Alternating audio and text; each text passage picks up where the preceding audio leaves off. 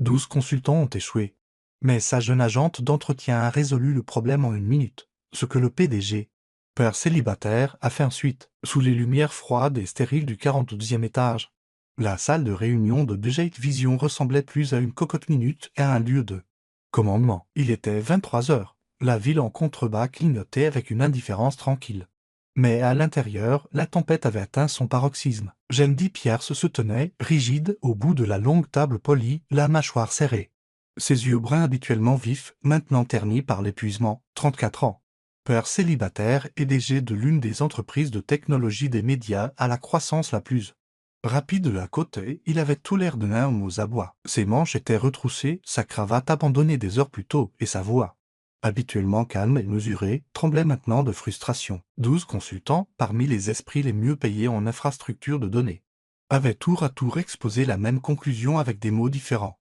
Il n'y avait pas de solution miracle. Leur nouvelle plateforme, lancée en grande pompe quelques jours plus tôt, subissait une défaillance catastrophique de synchronisation des données. La base d'utilisateurs, des centaines de milliers de personnes, rencontrait des bugs, des plantages et des pertes d'informations. C'est une défaillance de l'architecture de base, marmonna un consultant. Une refonte complète est votre seule véritable voie à suivre. C'est 3 semaines minimum, ajouta un autre. Vous pourriez la rafistoler pour gagner un peu de temps. Mais l'hémorragie d'utilisateur ne s'arrêtera pas. Jandy appuya ses paumes sur la table. Alors on la laisse s'effondrer? Personne ne répondit. Il explosa. C'est bien ce que j'entends? Aucun d'entre vous ne peut réparer ça? Le silence dans la pièce était pesant. Un par un, les consultants rassemblèrent leurs affaires. Des excuses furent marmonnées. Personne ne croisa le regard de Jandy. La dernière porte se referma derrière eux avec un léger déclic. Il se tenait seul au centre de la tempête jusqu'à ce qu'une voix, douce mais ferme, brise le silence. Excusez-moi. Jandy se tourna, surpris. Une jeune femme se tenait près de la porte, en uniforme de nettoyage, un seau à serpillière derrière elle. Des cheveux blonds attachés lâchement, les mains encore humides de son service. Et des yeux grands ouverts mais déterminés. « Je suis désolé, dit-elle en entrant dans la pièce. Mais je crois que je sais où est le problème. » Jandy cligna des yeux, incertain d'avoir bien entendu ce qu'il croyait avoir entendu. L'agente d'entretien, jeune, blonde, mesurant à peine 1,50 m, les mains encore humides de sa serpillière, se tenait sur le seuil avec une détermination tranquille. Le bourdonnement sourd des néons était le seul son dans la pièce chargée de tension.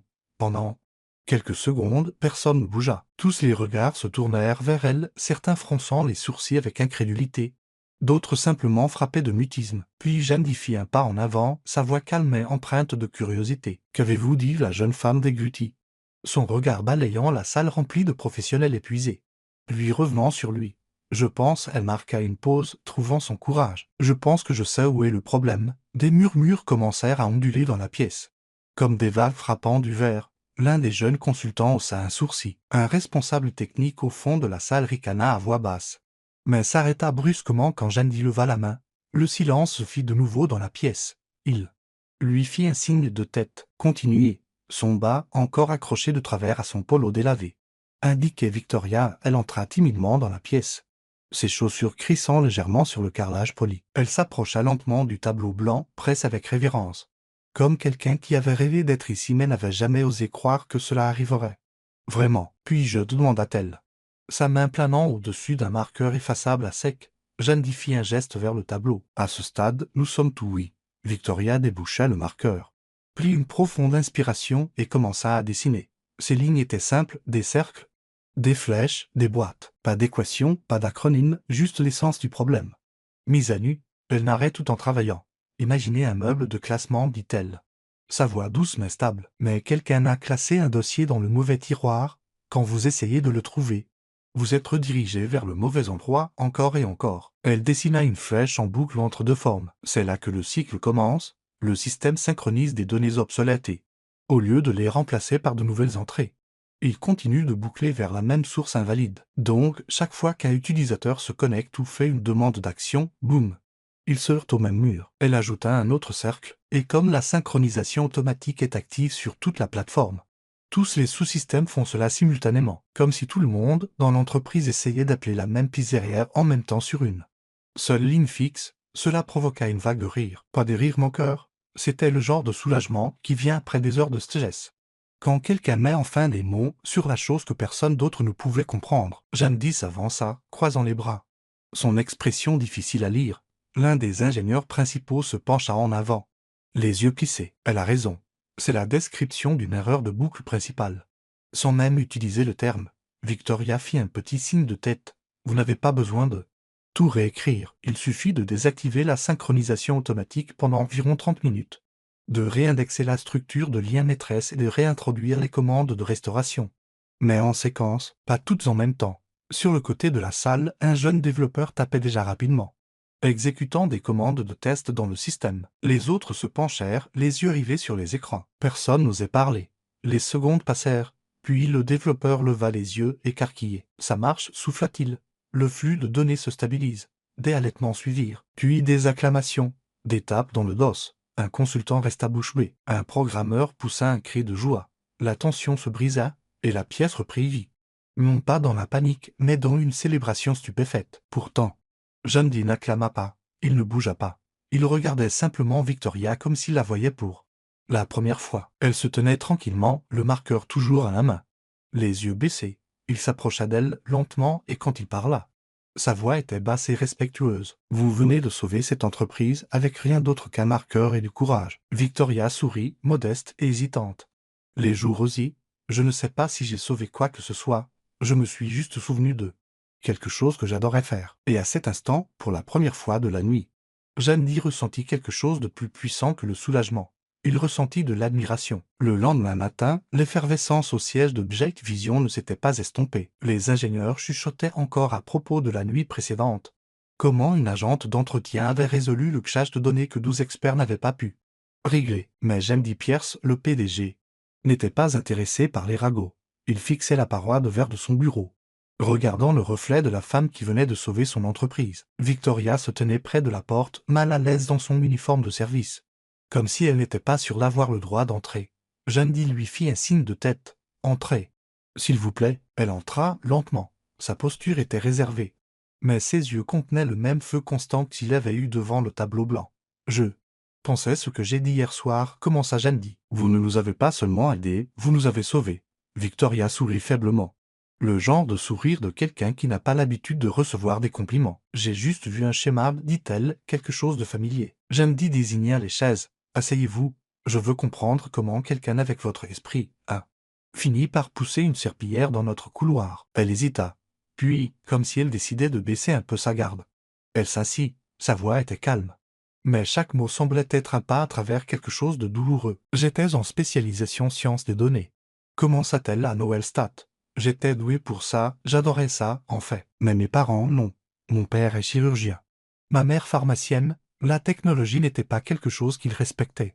Surtout pour une fille. Ils appelaient ça un domaine de garçon. » Jandy haussa les sourcils. « Sérieusement ?» Victoria hocha la tête. « Ils voulaient que j'aille en médecine, que je devienne une vraie professionnelle. Quand j'ai refusé de changer de spécialité, ils m'ont coupé les vivres. Ils m'ont dit que je serais livré à moi-même si j'insistais pour gâcher ma vie. » Jandy se pencha légèrement en avant, mais ne dit rien. Il écoutait simplement. « J'ai essayé de m'en sortir. J'ai pris des petits boulots, des cours particuliers, j'ai fait le service dans des restaurants. N'importe quoi. Mais ce n'était pas assez. Les frais de scolarité augmentaient plus vite que je ne pouvais suivre. J'ai abandonné en dernière année. » Ses mains se crispèrent sur le tissu de son pantalon. Ce travail d'agente d'entretien, il offrait des horaires stables, une assurance. Il me permettait de continuer à lire, à apprendre, même si personne ne pensait que j'irais quelque part. Jandy resta silencieux un long moment. Puis il dit « Eh bien, ils avaient tort. Et j'aimerais vous offrir quelque chose. Un poste officiel. Consultante technique. À temps partiel ou à temps plein, à votre choix. Pas de serpillière, pas de quart de nuit. » Victoria clignait des yeux, surprise. « Vous êtes sérieux? Je me fiche des diplômes. » Répondit Jandy. « Je me soucie des résultats et du courage. Vous avez les deux. » Elle ne répondit pas tout de suite. Au lieu de cela, elle fixa ses mains. Son silence s'étira plus longtemps que prévu, finalement. Elle dit doucement « Je suis reconnaissante. Vraiment. Mais j'ai besoin de temps pour réfléchir. » Jandy fut surpris. Il s'était attendu à un oui. Ou du moins à plus d'enthousiasme. « Bien sûr, dit-il gentiment. Prenez votre temps. » Mais alors qu'elle se levait pour partir, il y avait quelque chose sur son visage, une hésitation, presque de la peur. Cette nuit-là, Victoria resta éveillée dans sa petite chambre louée. Elle fixait le plafond. L'offre se rejoint dans son esprit. Ce n'était pas le travail qu'elle craignait. C'était tout ce qu'il y avait derrière. La voix de sa mère résonnait dans sa tête. Aucun homme ne Veut d'une fille qui se cache derrière les ordinateurs. Ce n'est pas comme ça qu'on construit une famille. Un autre souvenir, son père secouant la tête. Déçu, tu finiras seul, fauché et amer. La technologie ne te sauvera pas. Elle s'était battue si fort pour étouffer ses voix. Mais maintenant, avec l'opportunité qui frappait enfin à sa porte, elles étaient plus fortes que jamais. Et si elle n'était pas assez bonne d'ici, dès qu'elle mettrait les pieds dans un vrai travail? Tout le monde réalisait qu'elle était une imposture, son cœur battait la chamade. Elle était terrifiée.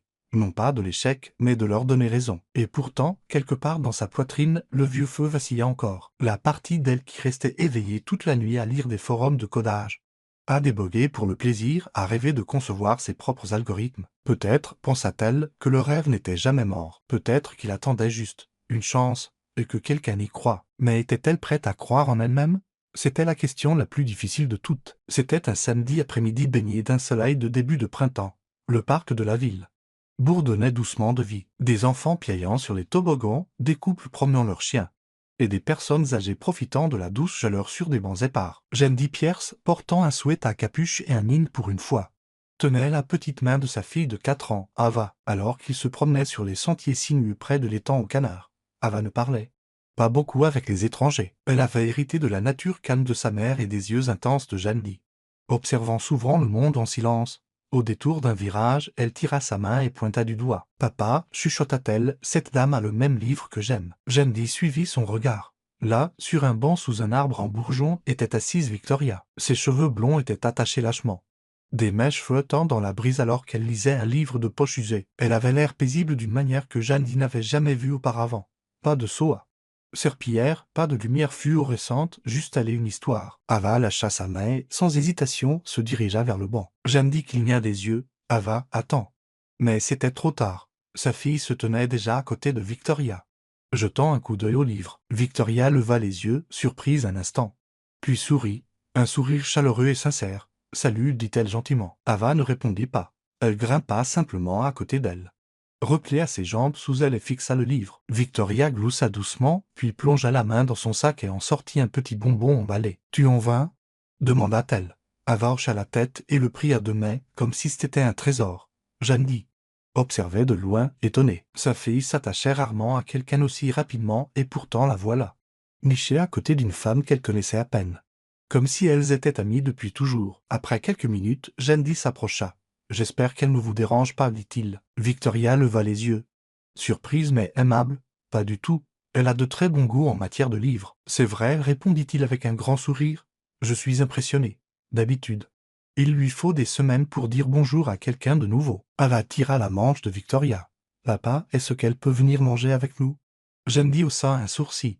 C'est à elle de décider. Victoria hésita. Son instinct était de dire non. Ce n'était pas son monde. Elle n'avait pas ça. Place dans des dîners décontractés avec des PDG et leurs enfants. Mais alors Ava la regarda avec de grands yeux pleins d'espoir, du genre qui n'avait pas encore appris à juger. Victoria fit un signe de tête timide. D'accord. Juste pour un petit moment. Ils finirent dans un restaurant tranquille au coin d'une rue. Un endroit modeste avec des banquettes rouges et des menus plastifiés. Ava insista pour s'asseoir entre les 2 adultes et la conversation se déroula lentement, sans précipitation, sans être forcée. Au début, c'était simple. Ce qu'Ava aimait lire, les canards dans l'étang, son aversion pour le brocoli. Mais ensuite, quelque chose changea.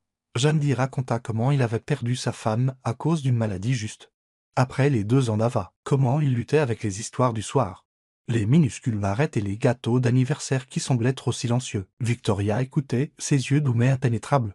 Puis, quand il lui demanda son histoire, elle la lui raconta. Comment elle avait vécu un temps dans un placard loué derrière une laverie automatique. Comment elle avait eu 3 emplois juste pour acheter des manuels d'occasion. Comment parfois, le plus dur n'était pas d'être pauvre, c'était d'être invisible. Jandy écoutait, non pas avec pitié, mais avec respect. Il vit l'acier derrière sa douceur, l'intellect enveloppé d'humilité. Elle ne se contentait pas de survivre. Elle continuait d'apprendre, d'espérer. Et Victoria, pour la première fois depuis longtemps, se sentit vue, non pas comme une agente d'entretien ou une décrocheuse, mais comme quelqu'un qui avait quelque chose à offrir. Ils sortirent dans l'air frais de la nuit des heures plus tard. Ava tint la main de Victoria jusqu'à la voiture. Le lendemain matin, Jandy sirotait un café à sa table de cuisine quand son téléphone vibra. Un message de Victoria. Il disait « Je n'aurais jamais pensé travailler dans un endroit comme Jade Vision. Mais je crois en ce que vous avez dit et je veux essayer. » Merci de m'avoir vu. Jandy sourit. Parfois, tout ce qu'il fallait pour changer une vie, c'était un livre, un banc et une petite fille qui croyait que quelqu'un racontait de meilleures histoires que la télé. La transition fut discrète mais puissante. Victoria se présenta le lundi matin, sans fanfare, mais avec un ordinateur portable d'occasion, sous le bras et les cheveux attachés en une queue de cheval soigné. Son bas indiquait toujours consultante contractuelle support technique, mais pour beaucoup. Elle était encore l'agente d'entretien, affectée à temps partiel à l'équipe d'analyse de données.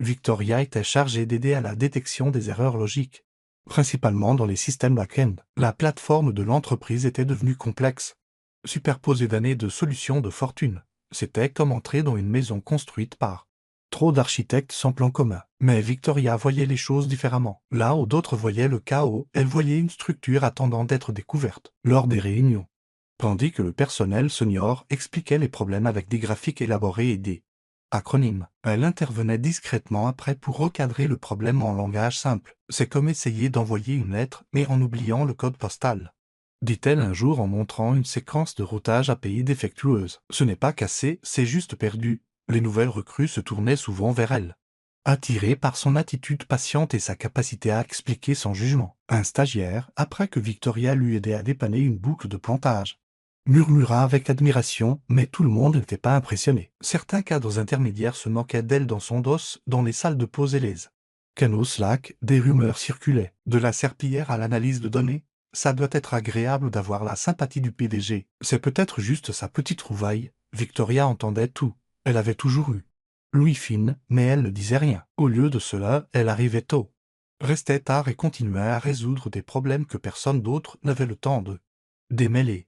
Puis vint la réunion de bilan du mercredi. C'était une présentation mensuelle où les consultants proposaient des modèles d'efficacité pour rationaliser les opérations internes. Une équipe pleine de diplômés de l'Ivy League se lança dans un discours de 15 minutes truffé de jargon et d'organigrammes. À mi-parcours, les regards se perdirent dans le vide. Un jeune manager bâilla. Jandy était assis avec un sourire poli, mais même lui perdait le fil. Puis, Victoria se leva. Elle se dirigea calmement vers le tableau blanc, déboucha un marqueur et dessina une seule boîte au centre. « Voici votre utilisateur, dit-elle. Autour, elle dessina quelques cercles. Voici le processus de connexion, la boucle d'achat, le moteur de recommandation. Mais en ce moment, elle tapota le tableau. Ils sont tous optimisés de manière isolée. Pas pour la personne au milieu. Le silence tomba. Pas de mots à la mode, pas de graphique, juste de la clarté. Elle dessina des flèches reliant les cercles, redessinant la plateforme comme un flux qui commençait et se terminait avec l'expérience de l'utilisateur, pas seulement la logique back-end. Quand elle eut terminé, personne ne bougea. Puis quelqu'un applaudit, puis un autre, et la salle éclata en applaudissements. Jandy, debout au fond, n'applaudit pas immédiatement. Il la regardait simplement, les yeux pensifs. Ce n'était pas de l'admiration, c'était quelque chose de plus profond. Du respect, peut-être, de la reconnaissance, à la fin de la réunion. Jandy l'approcha près de la machine à café. « Vous n'avez pas seulement expliqué le problème, dit-il doucement. Vous les avez fait sans soucier. » Victoria leva les yeux, un peu timide, un peu amusée. « Je voulais juste qu'ils comprennent. » Il hocha la tête. C'est exactement ce dont cet endroit avait besoin. Ce soir-là, Victoria resta tard, comme souvent. Le bureau était plus calme, et elle travaillait mieux dans le silence. Mais quelque chose était différent maintenant. Elle ne se sentait plus comme une invitée. Elle avait sa place, non pas parce qu'elle avait un titre, mais parce qu'elle avait gagné la confiance, celle qu'aucun CV ne peut acheter. Et dans une entreprise pleine de beaux parleurs, elle avait prouvé que la voix la plus discrète pouvait encore diriger la salle. C'est arrivé un mercredi après-midi, 3 jours seulement avant le lancement très attendu du nouveau produit de l'entreprise. Victoria avait été chargée de la dernière vérification de l'assurance qualité, un contrôle méticuleux de l'intégrité des données avant que la nouvelle fonctionnalité ne soit mise en ligne. Elle avait signalé un conflit potentiel dans le protocole de synchronisation automatique la nuit précédente, soumettant un rapport détaillé aux responsables. Mais personne n'avait donné suite. Et maintenant, lors du test en direct devant les investisseurs et les partenaires médias, le système se figea. Pas une, mais 2 fois. La salle s'était refroidie, immédiatement. Un murmure s'éleva parmi les managers. Les doigts commencèrent à pointer, discrètement d'abord, puis plus directement. C'était son module, non, elle n'est là que depuis quelques semaines. À quoi vous attendiez-vous? Je l'ai dit depuis le début. Voilà ce qui arrive quand on embauche quelqu'un sans formation formelle. Victoria se tenait sur le côté de la salle, figée. Les écrans autour d'elle clignotaient d'erreur. Elle pouvait entendre chaque mot. Chaque doute, son souffle se coupa dans sa gorge. C'était exactement comme le jour où sa mère lui avait dit qu'elle gâchait sa vie. Le jour où son professeur avait dit « Vous n'avez pas les bases pour réussir dans ce domaine ». Tout cela revenait en écho. Un chef de projet senior rapprocha Jandy plus tard dans la soirée. Nous devrions reconsidérer son rôle. Elle est talentueuse. Mais elle est risquée. Jandy ne répondit pas. Cette nuit-là, Victoria emballa ses affaires en silence. Elle laissa son bas sur son bureau. Il n'y avait pas de lettre de démission.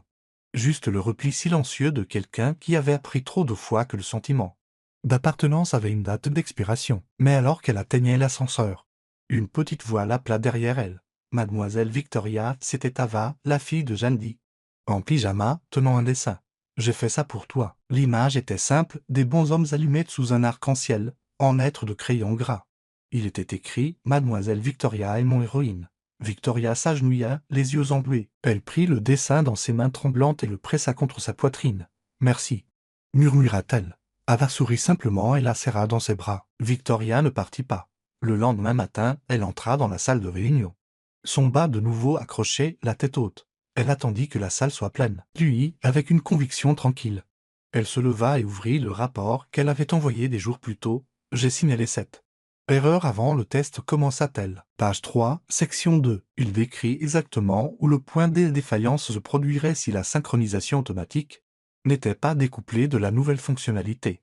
Elle passa à la diapositive suivante. Les données étaient claires, horodatées, vérifiées. Silence, puis des murmures. Alors Jandy se leva. Il se tourna vers la table des managers.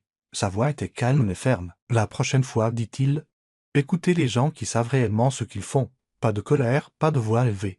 Juste la vérité. Victoria sentit sa poitrine se soulever avec quelque chose qu'elle avait rarement ressenti dans des salles comme celle-ci. La validation, pas celle que l'on m'en dit, celle que l'on gagne et que l'on reçoit enfin.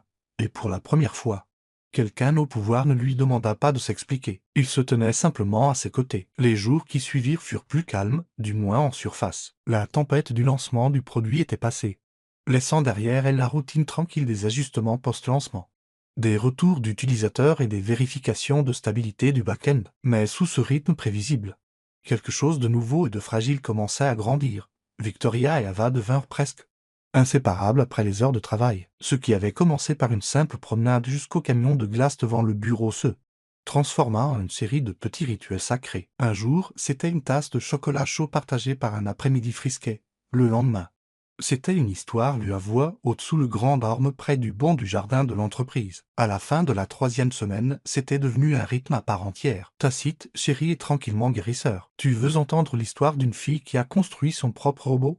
Chuchotait Victoria alors qu'elle était assise en tailleur sur une couverture de pique-nique. À carreaux, les yeux d'Ava s'écarquillaient toujours d'excitation. Oui. Mais seulement si elle l'appelle gaufrette. Victoria gloussait en tapotant le nez de la fillette. Marché conclu, ce sera le robot gaufrette. Elles avaient leur propre monde maintenant.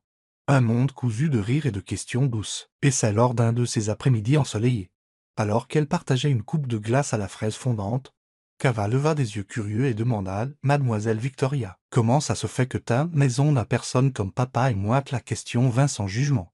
Juste une pure merveille enfantine. La cuillère de Victoria s'arrêta à mi-chemin. Elle jeta un coup d'œil à Ava, puis aux arbres qui se balançaient doucement dans la brise. Pendant un instant, le bourdonnement des rires et des chants d'oiseaux à proximité remplit le silence entre elles. « J'avais une famille avant, dit finalement Victoria. Sa voix basse et stable, mais il ne croyait pas que je pouvais faire de grandes choses. Alors, je suis parti, ou peut-être qu'ils m'ont quitté. À leur manière, Ava cligna lentement des yeux et appuya sa tête contre le bras de Victoria sans rien dire. Son petit geste disait tout. À leur insu, Jandy les observait à quelques pas de là. Il était venu apporter à Ava sa bouteille d'eau. Mais s'était arrêté en entendant l'échange. Quelque chose se serra en lui, non par pitié, mais par reconnaissance. Il avait connu la perte, lui aussi, la désapprobation, l'isolement. Et maintenant, debout là, il voyait autre chose, un pont se formant entre sa fille et cette femme tranquillement extraordinaire. Ce soir-là, alors que la ville commençait à briller de teintes ambrées et que les lumières des bureaux s'allumaient autour d'eux, Jandy accompagna Victoria jusqu'à la station de métro. Le trottoir bourdonnait faiblement de vie, mais leur pas était lent, sans précipitation. Il s'éclaircit la gorge. « Voudrais-tu dîner avec moi ?» Victoria jeta un coup d'œil de côté. Une pointe de surprise dans ses yeux. « Tu veux dire pour parler des problèmes de mise à l'échelle de la base de données ?» Il rit. Le son chaud et désarmant. « Non, je veux dire dîner. On ne parle pas de travail. Juste de personnes. Peut-être 3 si on laisse le petit chaperon nous rejoindre. Cette nuit-là, attablés dans un modeste bistrot niché entre 2 librairies, ils partagèrent un repas qui avait peu à voir avec la nourriture et tout à voir avec l'ouverture de portes qu'ils pensaient tous deux scellées depuis longtemps. Ils ne discutèrent pas d'analyse, de projection ou d'interface utilisateur. Au lieu de cela, ils parlèrent de choses rarement dites à voix haute. Jeandy avoua sa peur d'élever Vassal, de toujours douter de lui-même, de se sentir écartelé entre les réunions et les histoires du soir, essayant d'être à la fois père et soutien de famille, et ayant souvent l'impression d'échouer dans les 2 rôles. Il parla de sa défunte femme, des moments où il la cherchait encore dans son sommeil, et de la difficulté de sourire quand son cœur manquait encore de la moitié de son rythme. Victoria écoutait, son regard doux, constant. Puis elle partagea ses propres vérités, non pas avec drame, mais avec un courage tranquille. Elle lui raconta la nuit où elle avait dormi, dans un box de stockage après la révocation de sa bourse, le travail à la cafétéria qui avait payé un seul cours de programmation, le défilement des cours en ligne tard dans la nuit. Ses doigts couverts d'ampoules à force de passer la serpillière, mais son esprit avide d'apprendre. Et elle le raconta non pas comme une tragédie, mais comme un chemin parcouru par choix et par cran, quelque part entre un 2e verre de tisane à la camomille et le silence qui suivit un long rire. Jeandy tendit la main à travers la table. Il prit la sienne, non pas comme un patron, non pas comme un bienfaiteur, mais comme un homme qui voyait quelque chose de précieux chez une femme qui avait appris à porter sa propre lumière. Victoria baissa les yeux sur leurs mains jointes un instant, puis le regarda de nouveau. Dans ses yeux, elle ne vit aucune attente, aucune pitié, juste la paix. Et dans son contact, Jeandy sentit quelque chose qu'il n'avait pas connu depuis des années, l'espoir. 6 mois plus tard, l'atmosphère à Jade Vision s'était subtilement, mais indubitablement transformée. L'intensité stérile qui planait autrefois sur le laboratoire de données s'était adoucie pour devenir quelque chose de plus chaleureux, de plus collaboratif. Les rires étaient plus fréquents pendant les pauses déjeuner. Les ingénieurs se portaient volontaires pour encadrer les stagiaires sans qu'on le leur demande. Et de temps en temps, quelqu'un, que ce soit un assistant ou un responsable technique chevronné, disait, et soumettant ça à Victoria. Elle a une façon de rendre les choses plus claires. Victoria Blake, qui avait autrefois nettoyé les sols même sur lesquels elle marchait maintenant avec une autorité calme, était assise à la tête d'une longue table rectangulaire dans la salle de stratégie. Ses doigts se déplaçaient rapidement sur les organigrammes et les graphiques, ses yeux balayant les flux de code et les données de performance. Autour d'elle, la salle était pleine, mais personne n'interrompait. Ils attendaient, écoutaient, respectaient. Sa plaque nominative indiquait désormais chef d'équipe intelligence des données. Pourtant, son bureau racontait une autre histoire. Une tasse en céramique de friperie avec un bord ébréché, des post-it superposés en couleurs et en chaos, la plupart couverts de gribouillages fantasques d'Ava représentant des robots allumettes et des soleils heureux. Elle portait ses baskets habituelles, le même cardigan aux poignets effilochés. Et sa queue de cheval était attachée de la même manière que toujours. Mais ce n'était pas ce qu'elle portait. C'était le poids que ses mots portaient maintenant.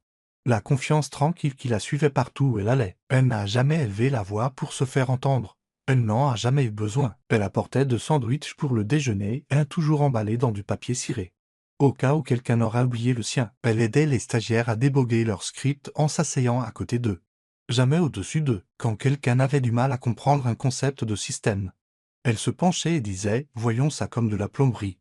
Les données circulent. Si quelque chose bloque le tuyau, où vérifierais-tu en premier? Puis vint le vendredi. L'immense salle de conférence de l'entreprise était remplie à craquer, les lumières légèrement tamisées, le bourdonnement de la conversation s'apaisant dans l'anticipation. Jeandy Pierce se tenait à l'avant, élégant, calme, confiant. Ses yeux balayèrent la foule avant de parler. « Je veux parler aujourd'hui de la vision » commença-t-il, sa voix riche et posée. Pas du nom du produit, pas des rapports trimestriels. Je veux dire le genre de vision qui voit le potentiel avant que le reste du monde ne le rattrape. Il marqua une pause. Il y a des gens dans ce monde qui ont toujours eu les clés, qui ont toujours eu le droit de parler en premier, d'être vus en premier. Et puis il y a ceux qui ont dû se battre pour être remarqués. Des gens à qui on a dit qu'ils n'avaient pas leur place, s'ils étaient trop pauvres, trop peu qualifiés, trop ordinaires. Un silence se fit. Je suis fier d'annoncer la toute nouvelle division de Jade Vision, une branche de formation et de développement axée sur l'identification et le développement du genre de talent qui ne vient pas avec des CV impeccables. Un endroit où les gens peuvent s'élever non pas en raison de leur point de départ, mais en raison de ce dont ils sont capables. Derrière lui, l'écran du projecteur s'alluma. Initiative Avenir Brillant DIRCT RIC Victoria Bleak. Pendant un battement de cœur, La salle fut absolument silencieuse. Puis, comme une ondulation se transformant en vague, les applaudissements éclatèrent. Forts, sincères, soutenus. Victoria se leva lentement, visiblement émue. Son regard balaya la foule. Ingénieurs, cadres maquitines, réceptionnistes, équipe de nettoyage, stagiaires, certains souriaient. D'autres avalaient les larmes aux yeux. Chacun d'entre eux se leva, applaudissant. Elle posa une main sur son cœur, hocha la tête une fois et se rassit, les yeux brillants. Plus tard dans la soirée, après que la plupart du bâtiment se soit vidé, Victoria s'attarda dans son nouveau bureau, un étage plus haut que celui qu'elle avait autrefois nettoyé pendant les quarts de nuit. Les lumières de la ville s'étendaient devant elle, éblouissantes et infinies. Autrefois, elles lui avaient semblé inatteignables. Ce soir, elles scintillaient comme de vieilles amies. La porte s'ouvrit avec un léger grincement. Elle se tourna.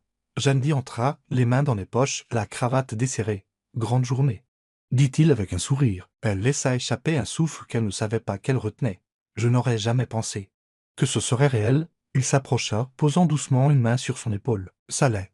Et c'est toi qui l'as rendu possible. » Elle se tourna pour lui faire face, l'émotion vacillant dans ses yeux. « Tu as cru en moi quand je ne pouvais même pas me voir moi-même. » Il secoua doucement la tête. « Je n'ai pas cru. J'ai vu. C'est différent. » Ils restèrent là. Le silence entre eux rempli de tout ce qui n'avait pas été dit. « Merci, murmura-t-elle. »« Merci à toi, répondit-il, la voix rauque, d'être resté. De nous avoir montré qui tu es. » Juste à ce moment, le son de pas léger retentit dans le couloir. Mademoiselle Victoria, la voix d'Ava résonna alors qu'elle se précipitait dans la pièce, son sac à dos rebondissant derrière elle. « Tu es encore là ?» Victoria s'agenouilla et ouvrit les bras. « Bien sûr que je suis là. » Ava rayonna, lui tendant un tapoureux. « J'ai apporté des cookies. Papa dit que c'est ta journée des grandes. » Personne, ils rirent tous. Jandy lui offrit son bras, prête à rentrer à la maison. Victoria passa son regard de son visage à la main d'Ava enroulée autour de la sienne. Puis elle sourit et hocha la tête. Ils sortirent du bâtiment. Non pas en tant que PDG et chef d'équipe, mais comme quelque chose de plus, comme un tout. Comme une famille. Si cette histoire a remué quelque chose de profond en vous, si elle vous a rappelé que le courage se trouve dans les moments tranquilles, et que parfois les personnes les plus négligées portent la lumière la plus brillante, alors vous n'êtes pas seul. Le parcours de Victoria, de l'ombre à la lumière, nous montre qu'aucun rêve n'est jamais vraiment perdu. Il suffit d'une personne pour y croire, d'un moment de courage et d'une seconde pour être vu. Si vous croyez au pouvoir des histoires qui guérissent, qui inspirent et qui nous rappellent la bonté de l'humanité, alors nous vous invitons à rejoindre notre communauté grandissante. Abonnez-vous à Histoire qui touche l'âme et ne manquez jamais un récit qui touche le cœur et élève l'esprit, parce que parfois, la bonne histoire au bon moment peut tout changer.